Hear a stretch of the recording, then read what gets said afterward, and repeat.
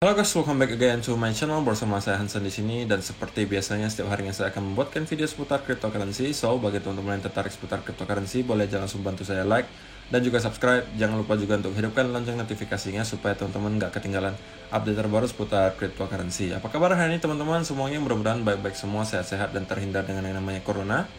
Pada hari ini kita ngelihat market kripto hijau lagi ya, jadi mood kita harusnya lagi baik hari ini kalau yang holder, karena Bitcoin kembali rebound. Dan menariknya lagi, pergerakan Bitcoin itu persis mengikuti analisa kita 2 hari yang lalu. Kalau misalnya teman-teman penasaran, nanti akan kita bahas. Kemudian prediksi selanjutnya seperti apa akan kita bahas juga kali ini. Kemudian juga pastinya nanti akan ada berita beserta data yang menarik, yang penting juga yang perlu saya sampaikan untuk teman-teman semua. Jadi kalau misalnya teman-teman tertarik, stay tune terus sampai akhir video. Kita mulai videonya sekarang. Let's go. Oke guys, seperti biasa kita akan mulai dari coin market cap dulu. Pada hari ini secara global market cap kripto itu berada di angka 1,66 triliun dolar atau naik sekitar 2,78%. Bitcoin sendiri di harga 40.300-an, naik 2,61%. Ethereum terus meroket ya, 4% hari ini, 2.800 dolar.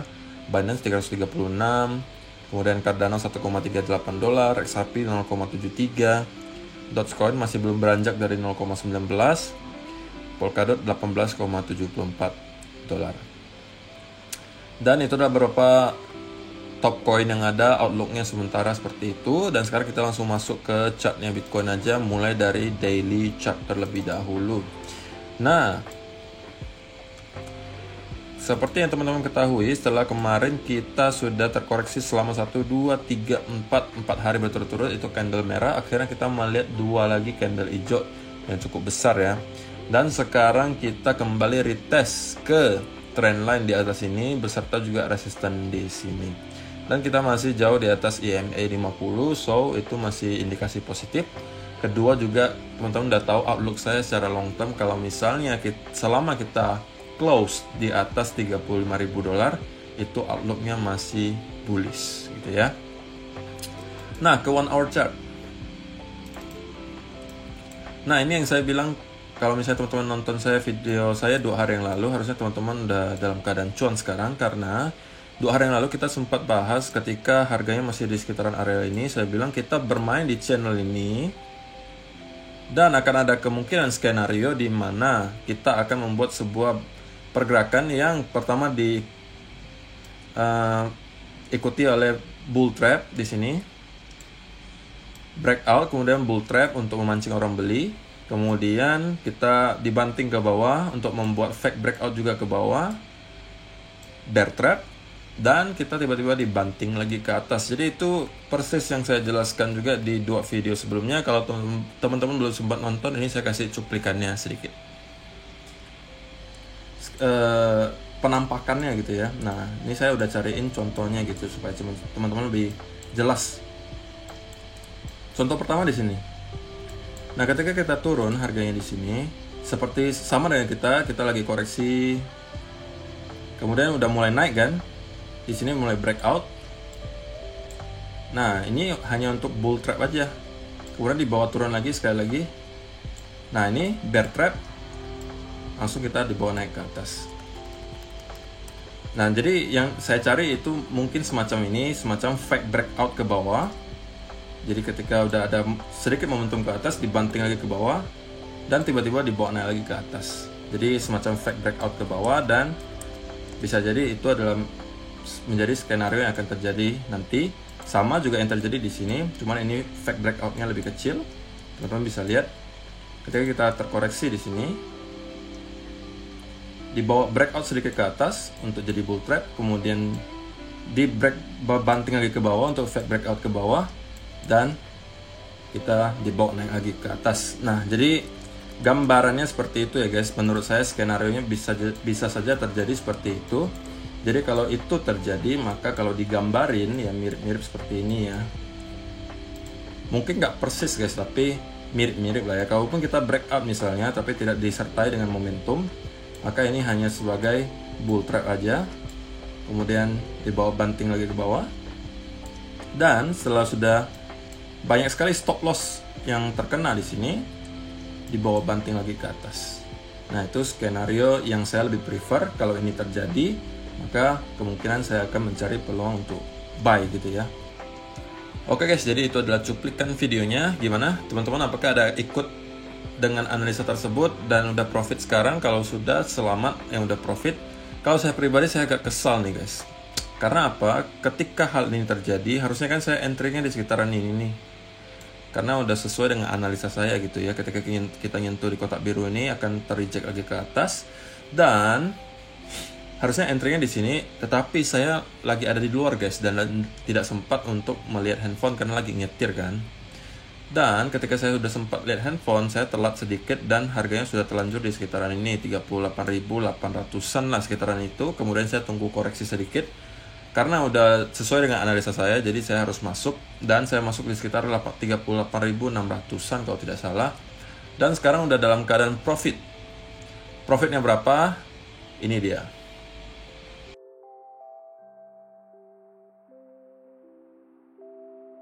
Oke, jadi itu adalah profitnya yang lagi floating. Ya cukup lah ya, untuk beli-beli kuaci sih cukup lah. Jadi kalau misalnya teman-teman yang udah ikutan, selamat. Tetapi kalau misalnya teman-teman yang belum close, masih floating, masih pengen lebih gitu, seperti saya juga masih floating, harus waspada karena kita belum keluar dari area resisten dan juga area trendline ini. Jadi selama kita masih di bawah area ini, ya masih selalu ada kemungkinan untuk kembali terreject ke bawah. Tetapi saya sudah siap dengan hal itu. Kalau misalnya teman-teman tidak siap, teman-teman merasa profitnya udah cukup di area sini, ya sudah, setidaknya teman-teman ambil profitnya sebagian, ditinggalin sebagian untuk floating, atau teman-teman mau pengen close semuanya juga terserah kalian semua. Tapi kalau saya pribadi, saya masih biarin dulu floating, karena kalau misalnya kita menembus dari area ini, maka target selanjutnya udah jauh di atas 45.000, mungkin udah 46 atau 47.000. Jadi saya juga udah secara mental udah siap kalaupun di trade ini saya tidak mendapatkan apa-apa, karena stop lossnya sekarang harusnya teman-teman juga ada taruh di break even ya. Jangan lagi stop lossnya ditaruh di bawah, karena kita kan udah dalam keadaan profit banyak. Dan teman-teman jangan serakah gitu ya. Dalam artian stop lossnya itu sekarang harus sudah di break even, jangan lagi di area loss. Jadi mau apapun yang terjadi sekarang, kita tidak akan rugi sama sekali. Itu adalah tips dari saya, oke? Nah, sekarang kita bakalan bahas ke berita-berita yang datang hari ini. Pertama itu, Bitcoin bulls overtake the 40k barrier ahead of Friday's 625 million options expiry. Jadi pada hari ini, hari Jumat ya, itu akan ada Bitcoin option expire sebesar 625 juta dolar. Dan seperti yang teman-teman tahu juga, sebelum-sebelumnya juga kita udah sering bahas soal ini, bahwa biasanya kalau ada Bitcoin option expiry, itu cenderung akan membuat harga kalau nggak sideways, itu terkoreksi sedikit. Tetapi tidak selalu ya guys, cuman cenderung akan membuat harga agak sedikit sideways, atau tidak akan membuat harga sedikit koreksi. Tetapi itu short term, itu hanya sejenak saja koreksi dan sideways-nya. Selepas itu kita akan bergerak normal lagi. Jadi itu saya cuma mau sampaikan ke teman-teman. Kalau misalnya teman-teman yang short term trader yang belum sempat buy, ya sudah, tunggu dulu kesempatan berikutnya. Ingat harus tetap disiplin guys, jangan kebawa FOMO. Itu jadi gini, kalau misalnya mau trade itu udah saya bilang harus ada setupnya, harus jelas, stop lossnya harus jelas, take profitnya harus jelas. Kalau teman-teman masuk sekarang, kayaknya belum ada konfirmasi yang jelas bahwa kita akan kembali naik ke atas, karena tidak ada pattern yang mengkonfirmasi hal tersebut. Tapi kalau teman-teman yang udah masuk berdasarkan analisa saya kemarin, ya harusnya udah dalam keadaan profit gitu ya. Oke. Jadi sekarang itu adalah berita pertama. Berita kedua yang cukup positif adalah di sini, Coinbase user can now buy crypto with Apple Pay. Jadi usernya Coinbase sekarang udah bisa beli kripto pakai Apple Pay. Nah, ini merupakan sebuah hal yang positif, karena semakin lama kita mau pengen beli kripto itu semakin gampang, di mana-mana aksesnya ada gitu ya. Dan ada seseorang di Twitter juga mengatakan buying Bitcoin just got easier. Jadi ya sama ya. Kata dia juga, buying Bitcoin itu sekarang udah gampang banget, di mana-mana orang udah sediain gitu. Dengan adanya hal tersebut juga, maka kemungkinan besar akan semakin banyak investor yang masuk, karena sudah tidak sulit lagi untuk mendapatkan kripto. Jadi itu hal yang positif banget menurut saya. Dan pastinya akan ada data hari ini yang cukup menarik yang pengen saya share juga. Ini adalah Bitcoin Entity Adjusted Dormancy Flow. Jadi pada intinya adalah chart ini menunjukkan jika ini dormancy flow-nya ini yang garis orange ya guys. Jadi semakin tinggi garis orange ini atau dormancy flow ini menunjukkan apa? Bahwa rata-rata Bitcoin yang sedang dijual sekarang adalah Bitcoin yang sudah di hold long term. Jadi long term holder itu udah pada sell kalau garis orange ini berada di atas ya. Kalau misalnya di bawah sini, berarti yang sell sekarang atau yang bertransaksi menjual sekarang itu rata-rata adalah short term holder atau newbie lah istilahnya ya, atau yang masih baru masuk yang cuma pengen cuan sedikit-sedikit. Nah itu kalau misalnya yang rata-rata bertransaksi yang orang-orang yang baru atau misalnya Bitcoin yang baru-baru dibeli, itu maka dormancy flow-nya akan rendah di sini. Nah kalau misalnya teman-teman perhatikan, setiap dormancy flow ini menyentuh area yang sangat rendah di sini, maka setelahnya itu akan ada rally besar-besaran. Oke, di sini terjadi di 2012, setelah itu rally, 2015 juga sama, rally, 2019 juga sama, dan sekarang sudah terjadi lagi untuk ke 1, 2, 3, 4, 5 kalinya dalam sejarah Bitcoin. Kelima kalinya dalam sejarah Bitcoin, kita menyentuh lagi area di sini untuk dormancy flow. Jadi artinya apa? Bahwa sekarang yang ngejual itu bukan lagi long term holder. Sekarang orang-orang yang long term holder itu udah pada keep Bitcoinnya, tidak diperjualbelikan. Yang udah kita tunjukin juga di Bitcoin exchange outflow-nya, di mana banyak sekali orang menarik Bitcoin dari exchange ke wallet pribadi. Dan pastinya itu untuk di hold, bukan untuk diperjualbelikan lagi di exchange. Nah, yang sekarang yang bertransaksi itu, yang ngejual itu rata-rata adalah Bitcoin yang umurnya masih baru atau short term holder lah istilahnya, atau orang-orang yang masih baru-baru membeli Bitcoinnya, mungkin masih pengen cuannya cuma sedikit-sedikit gitu ya. Nah itu adalah orang-orang yang sedang bertransaksi sekarang. Sedangkan long term holder itu udah pada keep semuanya Bitcoinnya, dan ini adalah indikasi yang positif gitu ya, karena teman-teman bisa lihat selama 4 kali terakhir ini terjadi itu menyebabkan Bitcoin rally. Jadi ini adalah yang kelima kalinya gitu ya. Jadi mudah-mudahan hal itu benar juga dan bisa menyebabkan rally di Bitcoin. Oke.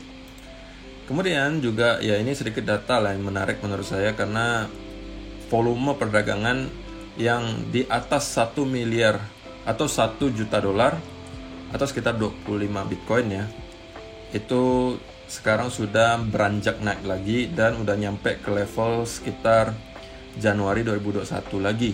Dan ini udah mulai spike naik, dan hal ini juga pastinya menjadi indikasi positif bahwa volume udah mulai naik lagi, mulai bergairah lagi pasar, dan sentimennya sekarang lagi bullish ya. Jadi volumenya tinggi, sentimen bullish, otomatis itu ya cenderung harga kita akan naik juga. Oke. Jadi kalau untuk yang sudah masuk, pesan saya tadi ya, teman-teman kalau yang ada profit jangan terlalu serakah. Kalau misalnya teman-teman mentalnya tidak kuat ya sudah, kalau misalnya mau close sekarang juga nggak apa-apa, atau mau close sebagian juga nggak apa-apa. Dan stop lossnya guys, itu harus sudah taruh di break even. Saya ingatkan sekali lagi, taruhnya di break even. Oke, jadi kita dalam trade ini tidak akan ada namanya loss lagi. Kalau tidak cuan ya sudah, kita BEP. Tidak cuan tidak rugi, udah selesai gitu aja. Oke, jadi teman-teman harus disiplin soal itu. Kayaknya cukup lah ya video hari ini guys. Terima kasih udah nonton, semoga bermanfaat video kali ini, dan kita akan bertemu lagi di video yang berikutnya. Dan pastinya like-nya jangan lupa guys, like dan subscribe-nya jangan lupa supaya saya makin semangat buat videonya. Oke, terima kasih, sampai jumpa lagi.